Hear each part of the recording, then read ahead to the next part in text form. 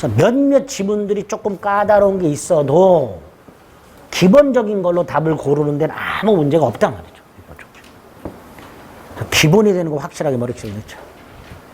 의사표시도 마찬가지입니다. 의사표시는 비정상적 의사표시. 의사하고 표시가 불일치하는 게 있고 이걸 뭐라고 부르죠? 의사의 흠결 또는 내심의 의사가 결여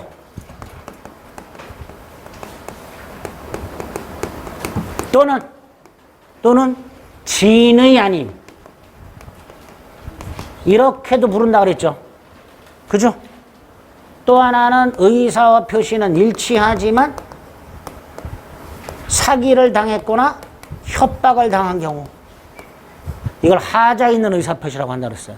그래서 의사의 흠결이 3개 그 중에서 표의자가 자신의 의사와 표시가 불일치한다는 걸 알고 있는 경우 2개 진이 아닌 의사표시 허위표시 표의자가 자신의 의사표시가 불일치한다는 걸 모르고 있어 차고 그죠?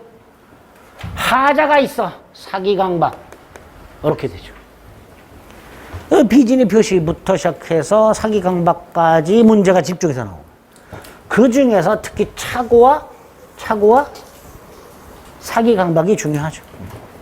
자 그런데 먼저 107조 허위표시 뭐 13페이지 14페이지는 됐고 14페이지로 가면 하나 기억할 것 적용범위 반가로 2번 반가로 1번 반가로 2번 소송행위와 같은 공법상의 행위에는 민법상 의사표시 규정이 적용되지 않는다. 따라서 반가로 2번 소송행위가 강박에 의해서 이루어졌다 하더라도 취소할 수는 없다. 이렇게 되죠. 그거 일단 기억하고요. 비진의 표시가 나왔어요. 107조 1항 2항 조문 일단 확인해야 되죠. 진이 아님을 알고 한 것이라도 그대로 효력이 있다. 유효다. 상대방이 알았거나 알 수 있었을 경우에는 무효다. 무효로 가지고 선의의 제3자에게 대항하지 못한다.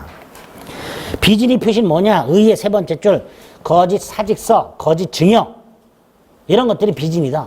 원칙적으로 유효하다. 요건과 관련해서 밑에 박스 진의 뜻 꼭 기억하자. 당사자가 진정으로 마음속에서 바라는 상을 뜻하는 것이 아니라 특정 의사를 표시하고자 하는 표의자의 생각을 말한다. 그래서 강박에 의해서 재산을 강제로 뺏긴다는 것이 본심이라 하더라도 일단 증여하기로 마음을 먹고 증여한 이상 비진의 표시를 할 수는 없다.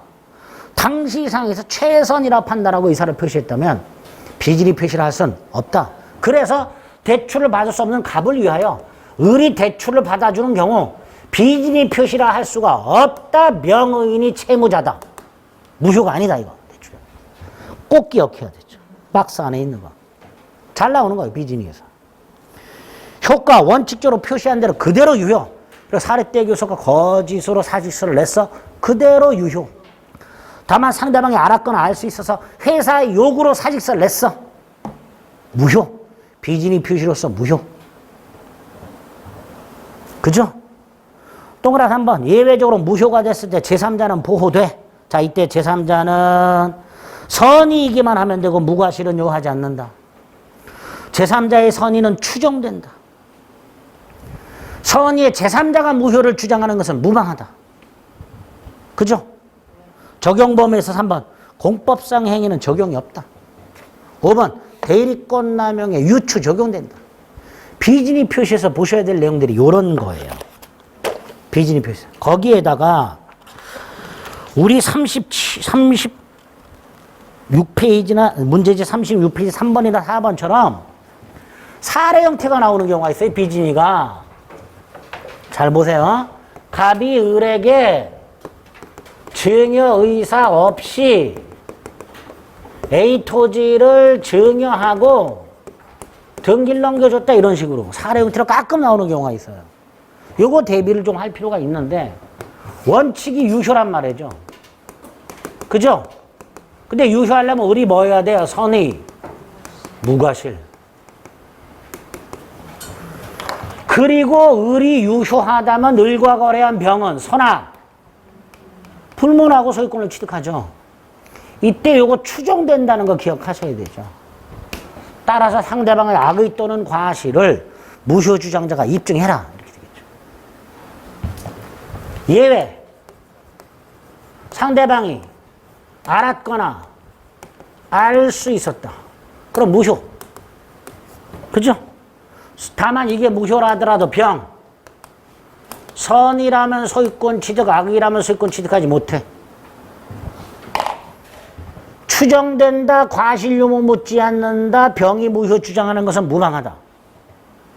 병과 거래한 정은 선악, 불문하고 소유권을 취득한다. 선이 병과 거래한 정은 선악, 불문하고 소유권을 취득한다. 원칙과 예외로 나눠서 보시면 돼요. 요렇게. 요거 가지고 문제를 풀어주시면 돼요.